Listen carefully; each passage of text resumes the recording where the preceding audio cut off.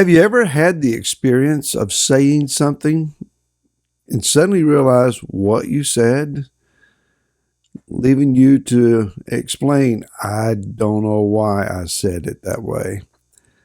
Hi, this is Barry Phillips with 10 Minute Torah, day 3 of the Torah portion, Miketz. And chapter 42 of Bereshit, or Genesis, verse 1 and 2 says, And when Yaakov saw that there was grain in Mitzrayim, Yaakov said to his sons, Why do you look at each other? And he said, See, I have heard that there is grain in Mitzrayim. Go down to that place and buy for us there, and let us live and not die. I'm a little puzzled at their situation, knowing that Yaakov had large flocks and herds. And one would surmise, well, he could have eaten from the meat of his flocks and herds to stay alive. Later on, he sends a little of the produce that is left in the land, not something, maybe some nuts and some honey and some dates or something, not something you would really want to live on per se, but it was a little something that he could send. Yet it says that they are looking at one another as if they're going to die because there's no bread to be had. So famine has struck the land, and the famine has migrated up into the land of Israel, Eretz Israel, currently known at this point still as the land of Canaan. What's interesting in these two verses is that there are two verbs that are used. One is that Yaakov saw, re'eh, that there was grain. The word re'eh means then to see, obviously, to look at, to inspect, to perceive or consider. It is used in chapter 12 pertaining to Yahweh appeared to Avram. That is, he saw something, he perceived something. He was able to discern something, or someone in that case. And so there is this idea of he is able to see. The next verse says, See, I have heard. Here it is the word shama, to listen to hear, and to obey. Did he see, or did he hear, or was it both? Mankind is an interesting accumulation of structure, a forging, if you will, of two very important elements. First, we are made physically from the dust of the earth. Secondly, this clay shell, this mud being, I refer to us as mud people sometimes, mud men. We are only alive, we only have function and existence in the earth because of the animation of the breath of the Creator residing within us. Now, some choose to do something righteously with that breath, and others choose to do unrighteously. Personal choice. But nevertheless, it is the breath of Yah abiding within us that enables this clay structure to have its function and its ability. Once the breath is taken out of the body for whatever reason, the body ceases to function and instantly begins a decaying process. With the blood that contains life, life is in the blood. The existence of our being is contained in blood.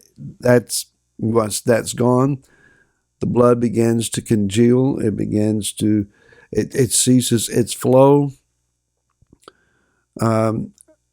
I suppose I've watched too many crime dramas with the information of the deceased.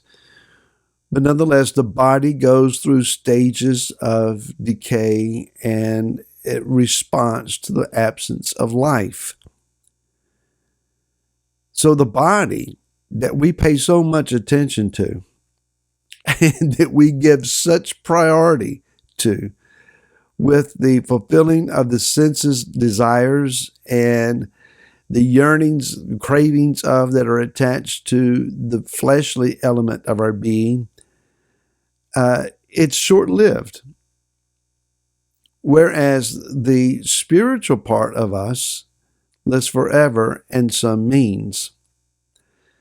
So we have it backwards very often, and that is that we are physical beings primarily having a spiritual encounter, a spiritual exercise or experiment, where the body brings us to a place where we encounter Messiah and we have this spiritual element then added to the more primary of our existence, the fleshly existence.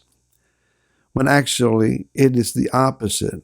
We are first and foremost spiritual beings. It just so happens that our current experience of existence is residing within a shell of flesh, in its very essence, fleshly, as in attached to the earth, from the dust of the earth. I find it interesting, all the way back in Bereshit chapter 3, when the serpent beguiled Eve, and of course the fall of man ensued.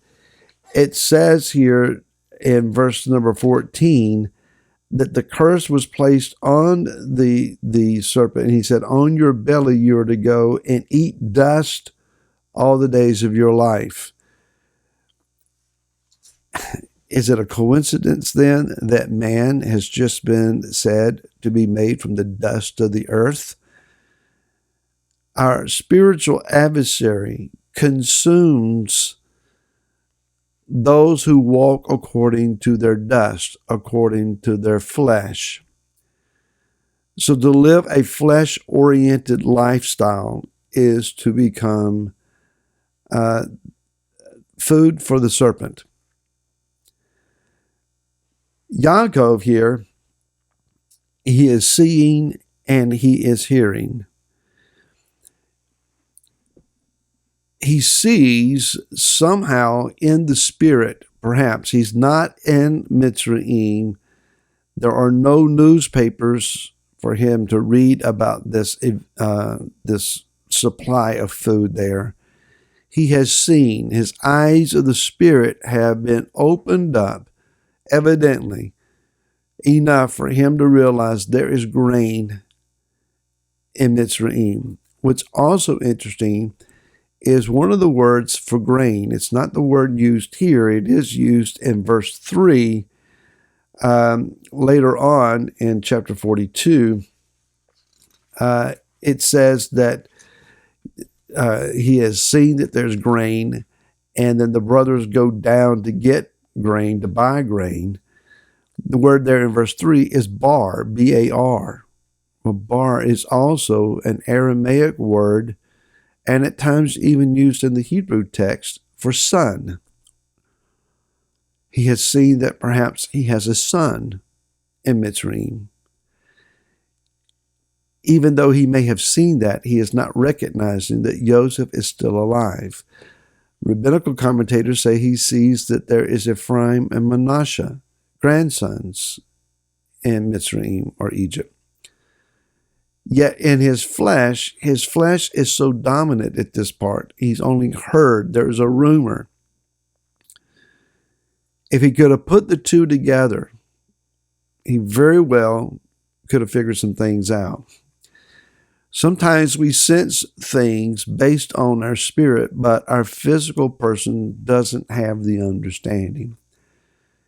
The key is to learn to hear and see in the spirit and then gain discernment so that the physical man can also have benefit and understanding. May we pray for both and walk in balance.